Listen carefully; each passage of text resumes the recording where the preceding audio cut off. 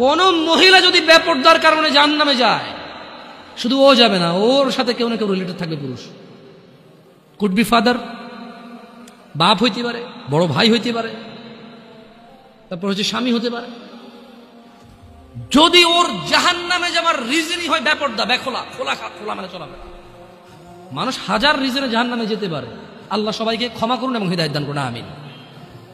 হাজারটা রিজন আছে জাহান্নামে যাওয়ার, কিন্তু যদি কোনো মহিলা, এমন মহিলা যার বড় ভাই আছে, যার বাপ আছে, যার স্বামী আছে, আর ওদের থাকা অবস্থায় তার এমন একটা অন্যায়ের কারণে তার জাহান্নাম হয়েছে, যে অন্যটা হচ্ছে তার কি খোলামেলা চলাফেরা, তার জেনাবা বিচারের চলাফেরা, তার বেপরদা অশ্লীল চলাফেরা, তাহলে ওই মহিলা একা জাহান্নামে যাবে না, সঙ্গে কাউকে নিয়ে যাবে। এবার যে লোকটা সংশ্লিষ্ট সময়ে দায়িত্ববান ছিল সে যাবে সঙ্গে। এটা খুব সিম্পল লজিক, কিন্তু কান টানলে কি আসে? কান টানলে কি আসে?